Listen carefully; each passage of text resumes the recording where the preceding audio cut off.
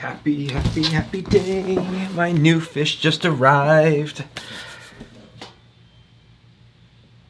Now what?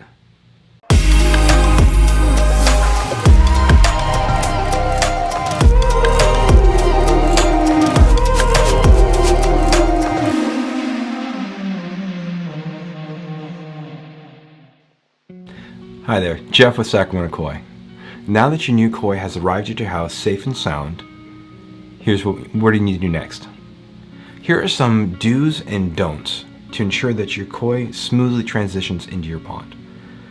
First, if you have received your shipment from us, make sure to inspect your box for any damage. If there is any damage to the box, please photograph it and then contact us immediately.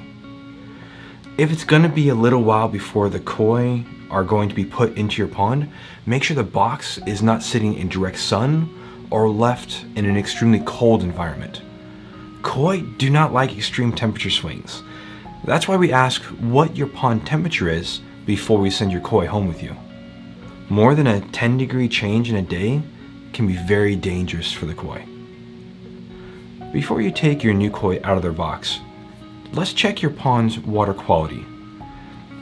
Making sure that your water is in good condition will greatly improve the chance of your koi having a seamless transition into the new environment.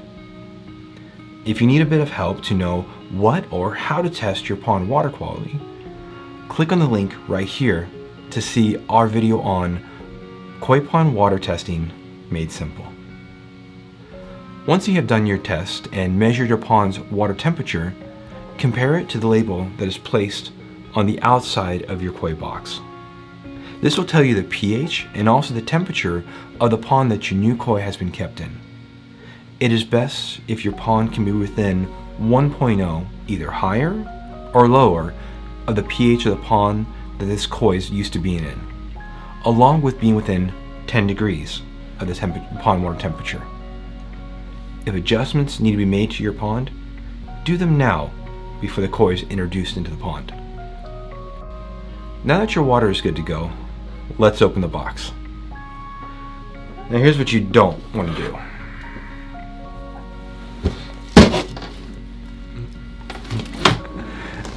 Inside this box is a multi-layer plastic bag with half water and half pure oxygen.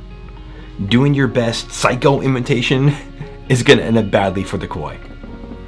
Instead, what we recommend is using a razor knife or a small pocket knife to cut away either edge. So start with the outside.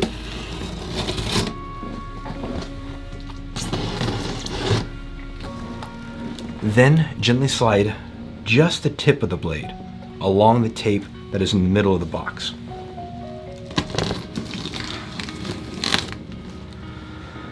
There's a thin piece of cardboard between the box and the bags to help protect the bags during shipping, but this is always a good idea to be extra careful during this part.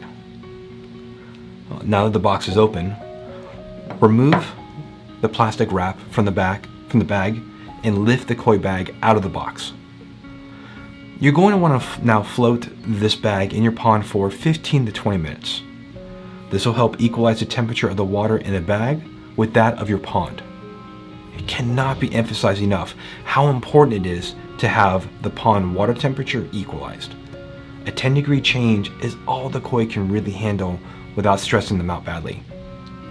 Going beyond this 10 degrees difference can cause complications with the koi's assimilation. And we've even seen where a massive temperature swing has killed the koi when they got put in the pond. Now that the 15 to 20 minutes has passed, it's time to let the koi out of their bag. Realize these koi have been in this bag now for several hours or even more. The water they are currently swimming in is gonna be pretty foul. There's no sense in adding this to your pond. Remove the bag from the pond and place it into a viewing bowl or some sort of container that can hold the koi. Next, you're going to want to remove the rubber band that is keeping the knot at this end intact. There will be up to 3 layers of bags and rubber bands that you will need to open to release the koi. If you choose to open the bag this way, you will be able to reuse these bags for transporting the koi in the future. If you end up with several boxes of koi, undoing each rubber band can be a bit tedious. When we get our shipment in from Japan and we have 100 or so boxes to open, we just cut the bags open and let the koi go. Once the bag is open, pour the water and the koi into the bowl. This is a great time for you to get a nice close look up of your new koi. Realize though that they have just gone through a fairly stressful event, being transported and confined in these bags for perhaps up to 24 hours. So if the colors look a little off, that could very well be why. After you have finished checking your new koi out, lift each one of them one at a time and release them into your pond. If you don't feel comfortable lifting your koi by hand, you can use the plastic bag that they were just in to move them over. The bagged water that is in the bowl can now be discarded. When the new koi enter your pond, it's quite common to see them go straight to the bottom of the pond. After a few minutes, they will begin to circle out from there and explore the rest of their new home. One of the things I love about koi is how social they are. You will usually see your existing koi swim right up to them as the new koi enter the pond, as if they are welcoming them to their new family. A few other things you might want to consider. As new koi continue to explore their new environment, you may want to drastically reduce or even turn off the skimmer for the first few days. This will prevent them from finding their way into areas that they can't get out of.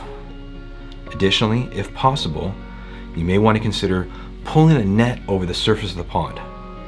As the new koi adjust to their new home, they sometimes like to breach out of the water. Adding a net over the pond will help make sure if this happens, they don't jump right out of the pond. So, now that your new koi is safe and sound in your pond, you can sit back, relax, and begin enjoying your now growing family of beautiful koi. Thanks for watching.